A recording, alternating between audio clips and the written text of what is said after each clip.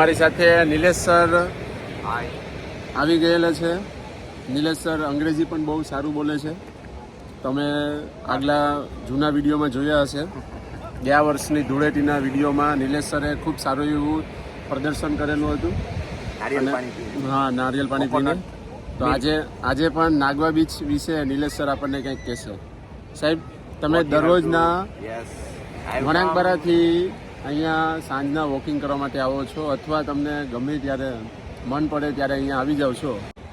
તો નિલેશ સર અહીંયા પોતાનો ફુરસતનો સમય નાગવા બીચ ઉપર પસાર કરવાનું પસંદ કરે છે. તો નિલેશ સર, જણાવશો અમારા ઓડિયન્સને કે તમે શા માટે અહીંયા આવવાનું પસંદ કરો છો? હું લગભગ છેલ્લા 15 વર્ષથી આવું છું અહીંયા. હા, કદાચ તમે બહુ નાના હશો ત્યારથી હું અહીંયા. હા, હું તો નાનો જ હોઈશ. પણ અહીંયા બહુ વાતાવરણ સારું હોય છે સાંજના સમયમાં. અને ખાસ કરીને અહીંયા કરતાં અત્યારે તો અહીંયા થોડુંક ટુરિઝમનું વધી ગયું છે, પણ અહીંયાથી થોડેક તમે દૂર જાઓ તો ખોડીધાર બીચ આવે છે.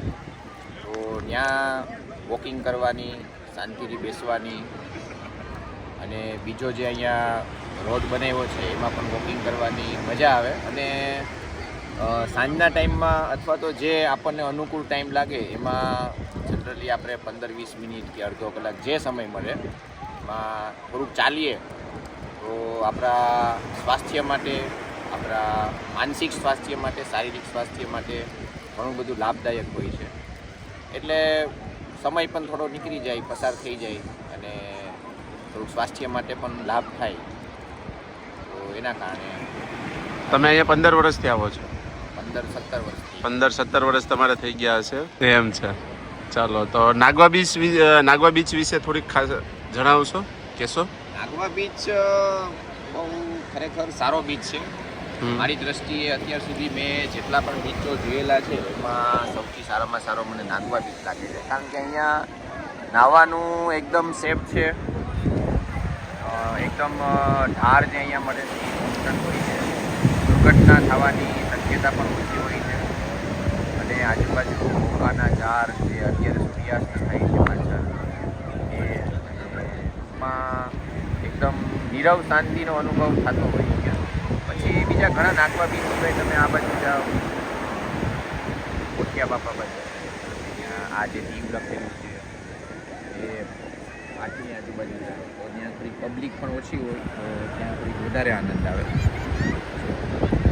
ટૂંકમાં માનસિક અને શારીરિક સ્વાસ્થ્ય માટે ઘણું બધું સારું હોય છે.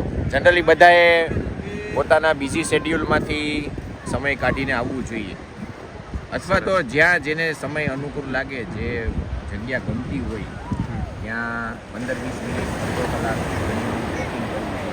કમસે કમ બીજું કંઈ ન કરો, વોકિંગ કરો તો પણ ઘણું સારું. તમારા સ્વાસ્થ્યને ધ્યાનમાં રાખીને પણ તમે અહીંયા આવી શકો.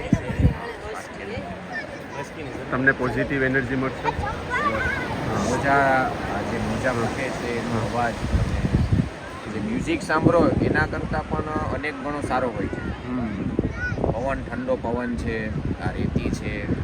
કુદરતમાં આપણા ભારતીય સંસ્કૃતિમાં પણ કીધું છે, ભારતીય સંસ્કૃતિ આપણા ધર્મગ્રંથોમાં પણ, કે ભાઈ આપણું શરીર જે છે એ પંચમહાભૂતોનું બનેલું હોય છે.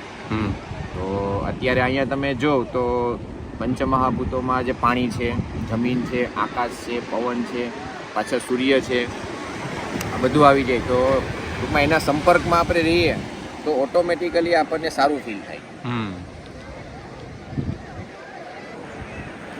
તો તમે પણ બધા અહીંયા નાગવા બીચ ફરવા ચોક્કસ આવો.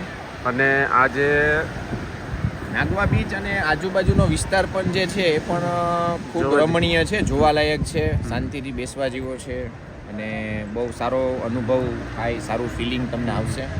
આજુબાજુનો વિસ્તાર પણ થોડોક એક્સપ્લોર કરવો જોઈએ.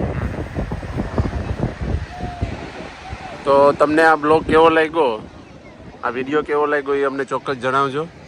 અને તમને કોઈ પણ પ્રકારની માહિતીની જરૂર હોય તો કમેન્ટ કરીને બતાવજો. તો અમે ચોક્કસ તમને એ માહિતી પૂરી કરવાની કોશિશ કરશું. અને નાગવા બીચ વિશે, નાગવા બીચની હોટલો વિશે કાંઈ બી માહિતી જોતી હોય તો પણ અમે તમને ચોક્કસ જણાવશું. Thank you very much.